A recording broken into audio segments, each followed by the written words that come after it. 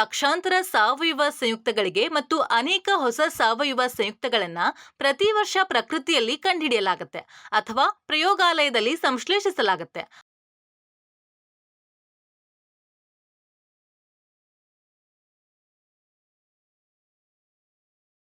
ಆರಂಭಿಕ ದಿನಗಳಲ್ಲಿ ರಸಾಯನಶಾಸ್ತ್ರಜ್ಞರು ಒಂದೇ ರೀತಿಯ ರಚನಾತ್ಮಕ ಲಕ್ಷಣಗಳನ್ನು ಹೊಂದಿರುವ ಸಂಯುಕ್ತಗಳು ಒಂದೇ ರೀತಿಯ ರಾಸಾಯನಿಕ ಗುಣಲಕ್ಷಣಗಳನ್ನು ಹೊಂದಿವೆ ಎಂದು ಗುರುತಿಸಿದರು. ಇದಕ್ಕಾಗಿ ಅವುಗಳಲ್ಲಿ ಕಂಡುಬರುವ ಸಾಮಾನ್ಯ ರಚನಾತ್ಮಕ ವ್ಯವಸ್ಥೆಗಳ ಆಧಾರದ ಮೇಲೆ ಅವರು ಸಂಯುಕ್ತಗಳನ್ನು ವರ್ಗೀಕರಿಸಲು ಪ್ರಾರಂಭಿಸಿದರು. ಇಂದು ನಾವು ಅವರ ಬಗ್ಗೆ ಕಲಿತೇವೆ. ನನ್ನೊಂದಿಗೆ ಪ್ರಾರಂಭಿಸೋಣ. ಪ್ರಾರಂಭಿಸುವ ಮೊದಲು ಹಿಂದಿನ ಅಧಿವೇಶನವನ್ನ ಮತ್ತೊಮ್ಮೆ ಮರುಪರಿಶೀಲಿಸೋಣ. ಕಾರ್ಬನ್ ದೊಡ್ಡ ವಿವಿಧ ಸಂಯುಕ್ತಗಳನ್ನ ರೂಪಿಸುತ್ತೆ. ಇಂಗಾಲದ ವೇಲೆನ್ಸಿ 4.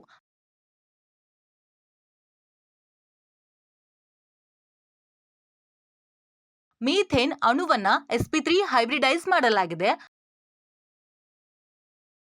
ಆದ್ರಿಂದ ಇದು ಟೆಟ್ರಾಹೆಡ್ರಲ್ ರಚನೆಯನ್ನ ಹೊಂದಿದೆ. ಎಥಿಲಿನ್ ಅಣುವನ್ನ sp2 ಹೈಬ್ರಿಡೈಸ್ ಮಾಡಲಾಗಿದೆ. ಅಸಿಟಿಲಿನ್ ಅಣುವನ್ನ sp3 ಹೈಬ್ರಿಡೈಸ್ ಮಾಡಲಾಗಿದೆ. ಕಲಿಕೆಯ ಫಲಿತಾಂಶಗಳು ಈ ಅಧಿವೇಶನದ ಕೊನೆಯಲ್ಲಿ ಇದ್ರ ಬಗ್ಗೆ ಅರ್ಥ ಮಾಡ್ಕೊಳ್ಳೋಕೆ ನಿಮ್ಗೆ ಸಾಧ್ಯ ಆಗತ್ತೆ. ವಿವಿಧ ರೀತಿಯ ಹೈಡ್ರೋಕಾರ್ಬನ್ಗಳು, ಕ್ರಿಯಾತ್ಮಕ ಗುಂಪು, ಸಾವಯವ ನಾಮಕರಣದ ನಿಯಮಗಳು, ಸಾವಯವ ಸಂಯುಕ್ತದ ನಾಮಕರಣದ ಉದಾಹರಣೆಗಳು. ಪ್ರಮುಖ ಪದಗಳು: ಸ್ಯಾಚುರೇಟೆಡ್ ಹೈಡ್ರೋಕಾರ್ಬನ್ ಕೇವಲ ಸಿ ಬಾಂಡ್ ಸಿ ಏಕಬಂಧವನ್ನ ಹೊಂದಿರುವ ಹೈಡ್ರೋಕಾರ್ಬನ್ಗಳು. ಅಪರ್ಯಾಪ್ತ ಹೈಡ್ರೋಕಾರ್ಬನ್ 2 ಇಂಗಾಲದ ಪರಮಾಣುಗಳ ನಡುವೆ ಕನಿಷ್ಠ ಒಂದು ಡಬಲ್ ಬಾಂಡ್ ಅಥವಾ ಒಂದು ಟ್ರಿಪಲ್ ಬಾಂಡ್ ಹೊಂದಿರುವ ಹೈಡ್ರೋಕಾರ್ಬನ್ಗಳು. ಕ್ರಿಯಾತ್ಮಕ ಗುಂಪು ಅಣುವಿನಲ್ಲಿ ಪರಮಾಣು ಅಥವಾ ಪರಮಾಣುಗಳ ಗುಂಪು. ಏಕರೂಪದ ಸರಣಿ ಒಂದೇ ಸಾಮಾನ್ಯ ಸೂತ್ರ ಮತ್ತು ಒಂದೇ ರೀತಿಯ ರಾಸಾಯನಿಕ ಗುಣಲಕ್ಷಣಗಳನ್ನು ಹೊಂದಿರುವ ಸಾವಯವ ಸಂಯುಕ್ತಗಳ ಗುಂಪು ಅಥವಾ ವರ್ಗವು ಕೇವಲ ಎ ಬಾಂಡ್ CH2 ಗುಂಪಿನಿಂದ ಭಿನ್ನವಾಗಿರುತ್ತೆ.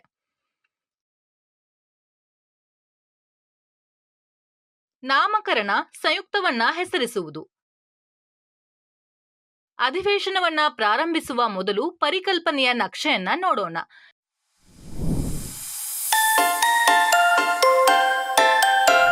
ನಮ್ಮ ಮೊದಲ ವಿಷಯವೇನೆಂದ್ರೆ ವಿವಿಧ ರೀತಿಯ ಹೈಡ್ರೋಕಾರ್ಬನ್ಗಳು. ಸ್ಯಾಚುರೇಟೆಡ್ ಮತ್ತು ಅಪರ್ಯಾಪ್ತ ಹೈಡ್ರೋಕಾರ್ಬನ್ಗಳು. ಸಿ ಬಾಂಡ್ ಸಿ ಏಕಬಂಧಗಳನ್ನ ಹೊಂದಿರುವ ಹೈಡ್ರೋಕಾರ್ಬನ್ಗಳನ್ನ ಸ್ಯಾಚುರೇಟೆಡ್ ಹೈಡ್ರೋಕಾರ್ಬನ್ಗಳು ಎಂದು ಕರೆಯಲಾಗುತ್ತೆ.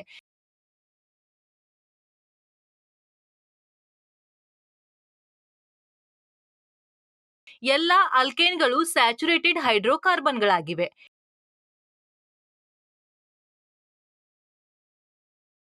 ಎರಡು ಇಂಗಾಲದ ಪರಮಾಣುಗಳ ನಡುವೆ ಕನಿಷ್ಠ ಒಂದು ಡಬಲ್ ಬಾಂಡ್ ಅಥವಾ ಕನಿಷ್ಠ ಒಂದು ಟ್ರಿಪಲ್ ಬಾಂಡ್ ಹೊಂದಿರುವ ಹೈಡ್ರೋಕಾರ್ಬನ್ಗಳನ್ನ ಅಪರ್ಯಾಪ್ತ ಹೈಡ್ರೋಕಾರ್ಬನ್ಗಳು ಎಂದು ಕರೆಯಲಾಗುತ್ತೆ.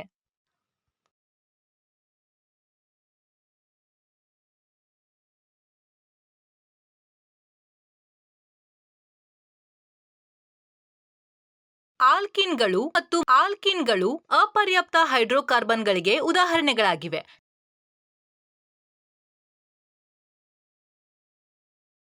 ತೆರೆದ ಮತ್ತು ಮುಚ್ಚಿದ ಸರಣಿ ಹೈಡ್ರೋಕಾರ್ಬನ್ಗಳು. ಪರದೆಯ ಮೇಲಿನ ಉದಾಹರಣೆಯಲ್ಲಿ ಎಲ್ಲಾ ಕಾರ್ಬನ್ಗಳು ಒಂದಕ್ಕೊಂದು ಲಿಂಕ್ ಆಗಿರುವುದನ್ನ ನೀವು ಗಮನಿಸಬಹುದು ಮತ್ತು ಇದರ ಪರಿಣಾಮವಾಗಿ ರೇಖೀಯ ರಚನೆ ಆಗುತ್ತೆ. ಈ ಉದಾಹರಣೆಯಲ್ಲಿ 4 ಕಾರ್ಬನ್ಗಳನ್ನ ರೇಖೀಯ ರೀತಿಯಲ್ಲಿ ಜೋಡಿಸಲಾಗಿದೆ ಮತ್ತು 5ನೇ ಕಾರ್ಬನ್ ಅನ್ನ ಮೂಲ ಸರಪಳಿಗೆ ಲಿಂಕ್ ಮಾಡಲಾಗಿದೆ. ಇದು ಶಾಖೆಯನ್ನ ಉಂಟುಮಾಡುತ್ತೆ.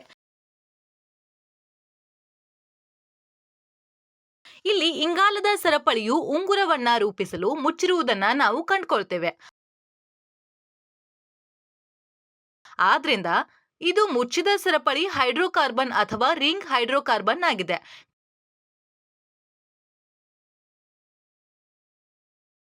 ಕ್ರಿಯಾತ್ಮಕ ಗುಂಪುಗಳು. ಕ್ರಿಯಾತ್ಮಕ ಗುಂಪು ಅಣುವಿನಲ್ಲಿ ಪರಮಾಣು ಅಥವಾ ಪರಮಾಣುಗಳ ಗುಂಪಾಗಿದೆ. ಇದು ಅದರ ವಿಶಿಷ್ಟ ರಾಸಾಯನಿಕ ಗುಣಲಕ್ಷಣಗಳನ್ನ ನೀಡುತ್ತೆ. ಸಾವಯವ ಸಂಯುಕ್ತದ ರಾಸಾಯನಿಕ ಗುಣಲಕ್ಷಣಗಳು ಅದರ ಕ್ರಿಯಾತ್ಮಕ ಗುಂಪಿನ ಮೇಲೆ ಅವಲಂಬಿತವಾಗಿರುತ್ತೆ. ಆದರೆ ಅದರ ಭೌತಿಕ ಗುಣಲಕ್ಷಣಗಳು ರಚನೆಯ ಉಳಿದ ಭಾಗವನ್ನ ಅವಲಂಬಿಸಿದೆ.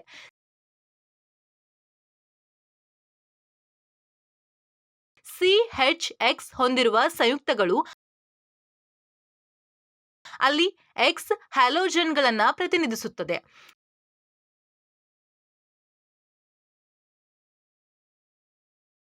ಇವುಗಳನ್ನ ಹೈಡ್ರೋಕಾರ್ಬನ್ಗಳು ಅಥವಾ ಹ್ಯಾಲೋಹೈಡ್ರೋಕಾರ್ಬನ್ಗಳು, ಹ್ಯಾಲೋಜನ್ ಉತ್ಪನ್ನಗಳು ಎಂದು ಕರೆಯಲಾಗುತ್ತೆ.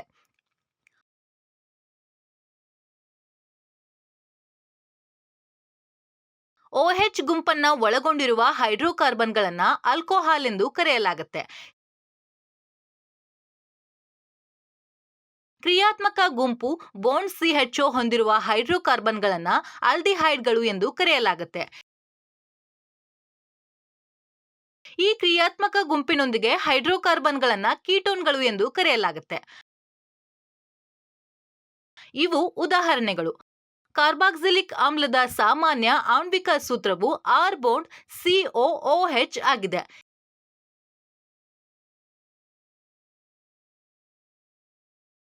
ಇಲ್ಲಿ R ಒಂದು ಆಲ್ಕೈಲ್ ಗುಂಪು ಅಥವಾ H ಪರಮಾಣು.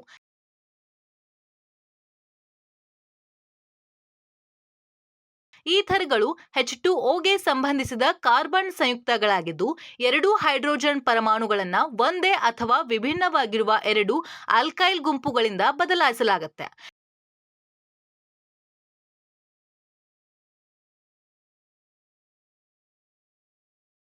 ಈ ಸಂಯುಕ್ತಗಳು ಕಾರ್ಬಾಕ್ಸಿಲಿಕ್ ಆಮ್ಲಗಳ ಉತ್ಪನ್ನಗಳಾಗಿವೆ.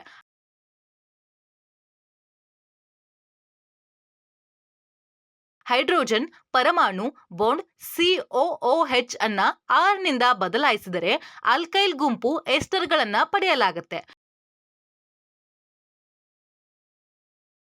ಹೈಡ್ರೋಜನ್ ಪರಮಾಣುವನ್ನ NH3 ನಿಂದ ಆಲ್ಕೈಲ್ ಗುಂಪಿನಿಂದ ಬದಲಾಯಿಸಿದರೆ ಅವುಗಳನ್ನ ಅಮೈನ್ಸ್ ಎಂದು ಕರೆಯಲಾಗುತ್ತೆ. ಬಾಂಡ್ NH2 ಗುಂಪನ್ನ ಅಮೈನ್ ಗುಂಪು ಎಂದು ಕರೆಯಲಾಗುತ್ತೆ.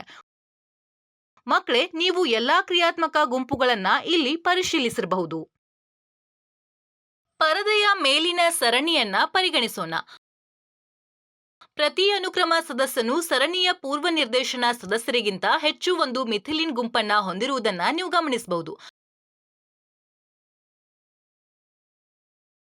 ಮತ್ತು ಆದ್ರಿಂದ ಅವುಗಳನ್ನ ಹೋಮೋಲಾಗ್ಸ್ ಎಂದು ಕರೆಯಲಾಗುತ್ತೆ. ಹೋಮೋಲೋಗಸ್ ಸರಣಿಯು ಒಂದು ಗುಂಪು ಅಥವಾ ಸಾವಯವ ಸಂಯುಕ್ತಗಳ ವರ್ಗವಾಗಿದ್ದು, ಒಂದೇ ಸಾಮಾನ್ಯ ಸೂತ್ರ ಮತ್ತು ಒಂದೇ ರೀತಿಯ ರಾಸಾಯನಿಕ ಗುಣಲಕ್ಷಣಗಳನ್ನ ಹೊಂದಿದೆ. ಇದರಲ್ಲಿ ಅನುಕ್ರಮ ಸದಸ್ಯರು A ಬಾಂಡ್ CH2 ಗುಂಪಿನಿಂದ ಭಿನ್ನವಾಗಿರುತ್ತೆ. ಯಾವುದೇ ಸಾವಯವ ಸಂಯುಕ್ತದ IUPAC ಹೆಸರು 3 ಭಾಗಗಳನ್ನ ಒಳಗೊಂಡಿದೆ. ಮೂಲ ಪದ, ಪೂರ್ವ ಪ್ರತ್ಯಯ ಮತ್ತು ಪ್ರತ್ಯಯ.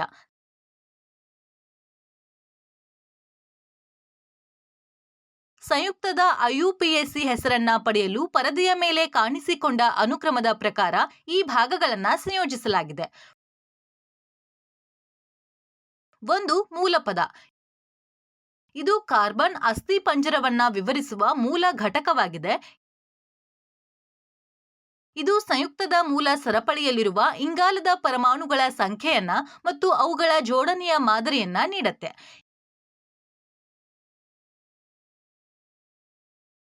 ಎರಡು, ಪೂರ್ವ ಪ್ರತ್ಯಯ. ಪೂರ್ವ ಪ್ರತ್ಯಯವು ಪೋಷಕ ಸರಪಳಿಯಲ್ಲಿರುವ ಬದಲಿಗಳು ಅಥವಾ ಶಾಖೆಯನ್ನ ಪ್ರತಿನಿಧಿಸುತ್ತೆ.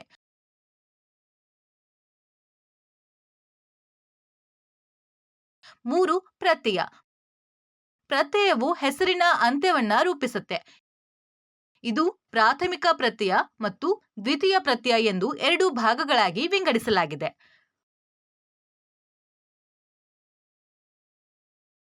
ಮೂಲ ಪದದ ನಂತರ ಪ್ರಾಥಮಿಕ ಪ್ರತ್ಯಯ ಬರುತ್ತದೆ.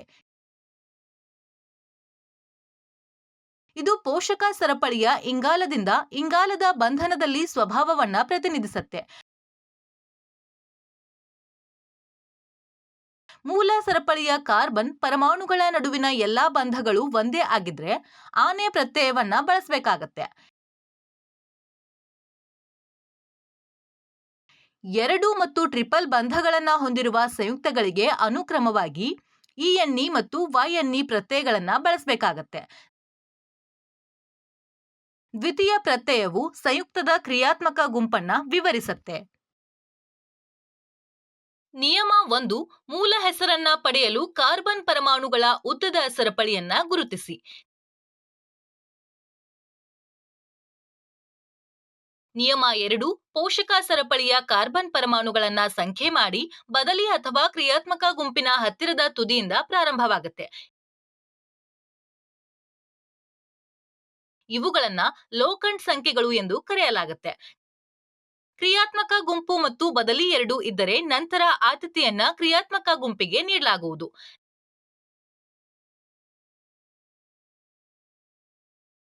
ನಿಯಮ 3.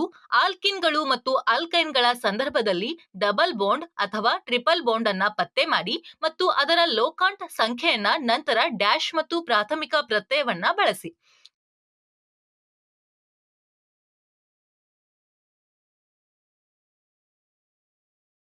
ಕಾರ್ಬನ್ ಸರಪಳಿಯನ್ನ ಬಹುಬಾಂಡ್ಗಳು ಸಾಧ್ಯವಾದಷ್ಟು ಕಡಿಮೆ ಲೋಕಾಂಟ್ ಸಂಖ್ಯೆಯನ್ನ ಹೊಂದಿರುವ ರೀತಿಯಲ್ಲಿ ಎಣಿಸಲಾಗಿದೆ.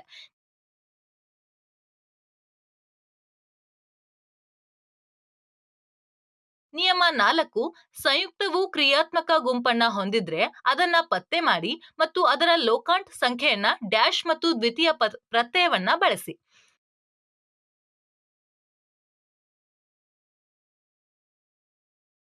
ನಿಯಮ 5. ಪ್ರಾಥಮಿಕ ಮತ್ತು ದ್ವಿತೀಯಕ ಪ್ರತ್ಯಯಗಳನ್ನ ಸೇರಿದಾಗ ಪ್ರಾಥಮಿಕ ಪ್ರತ್ಯಯದ ಟರ್ಮಿನಲ್ ಇ ಯನ್ನ ತೆಗೆದುಹಾಕಲಾಗುತ್ತೆ.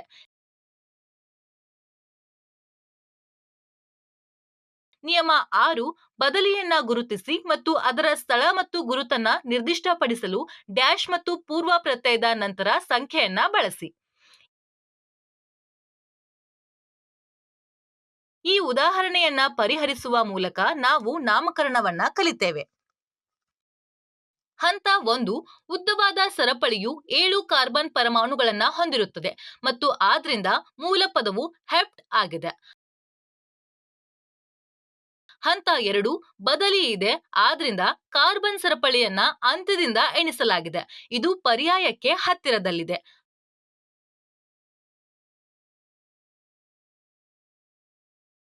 ಹಂತ 3. ಎಲ್ಲಾ ಇಂಗಾಲದ ಪರಮಾಣುಗಳ ನಡುವಿನ ಏಕ ಬಂಧಗಳು ಮತ್ತು ಹೀಗಾಗಿ ಪ್ರತ್ಯಯವು ಆನೆಯಾಗಿದೆ. ಹಂತ 4. ಪರ್ಯಾಯವು ಮೀಥೈಲ್ ಗುಂಪಾಗಿದೆ ಮತ್ತು ಇದು 3ನೇ ಇಂಗಾಲದಲ್ಲಿದೆ. ಆದ್ರಿಂದ ಅದರ ಲೋಕಾಂಟ್ ಸಂಖ್ಯೆ 3 ಆಗಿದೆ. ಹೀಗಾಗಿ ಪೂರ್ವ ಪ್ರತ್ಯಯವು 3-ಮೀಥೈಲ್ ಆಗಿದೆ. ಆದ್ರಿಂದ ಸಂಯುಕ್ತದ ಹೆಸರು 3-ಮೀಥೈಲೆಪ್ಟೇನ್.